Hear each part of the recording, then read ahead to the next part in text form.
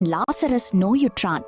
ஆரம்பத்தில் நான் பயப்படவில்லை, ஏனெனில் இயேசு அவரை குணமாக்குவார் என்று எனக்கு நம்பிக்கை இருந்தது. நாங்கள் செய்தி அனுப்பினோம், நீர் அன்பு கூறும் ஒருவர் நோயுற்றிருக்கிறார், அவர் உடனே வருவார் என்று நாங்கள் நம்பினோம். ஆனால் நாட்கள் கடந்து போனது, அவர் வரவில்லை.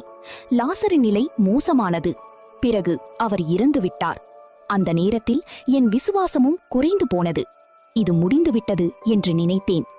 4 நாட்கள் கழித்துதான் இயேசு வந்தார்.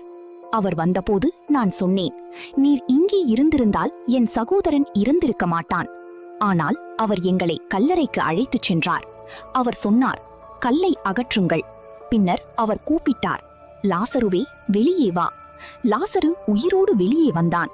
நான் புரிந்து கொண்ட 3 சத்தியங்கள். 1, லாசரு நோயில் இருந்தபோது இயேசு வந்திருந்தால் அவர் குணமாகியிருப்பார். ஆனால் அந்த அதிசயம் சிலருக்கே தெரிந்திருக்கும். 2, இந்த காரியம் சாதாரணமில்லை. இது மரணத்திற்காக அல்ல, தேவனுடைய மகிமைக்காக. பிரச்சனை பெரியது என்றால் அதிசயம் அதைவிட பெரியதாக இருக்கும். 3, நாங்கள் லாசருவை புதைத்து விட்டோம், அது முடிந்தது என்று நினைத்தோம். ஆனால் இயேசு நம்மை மீண்டும் அந்த இடத்திற்கே அழைத்துச் சென்றார். தேவன் நம்மை விட்டுவிட மாட்டார். நாம் விட்டுவிட்ட காரியத்தையும் அவர் மீண்டும் உயிர்ப்பிப்பார். உங்கள் வாழ்க்கைக்கான செய்தி. இப்போது நீங்கள் நினைக்கலாம், என் வாழ்க்கை முடிந்து விட்டது, இந்த பிரச்சனைக்கு தீர்வு இல்லை, என் கனவுகள் செத்து போய்விட்டது.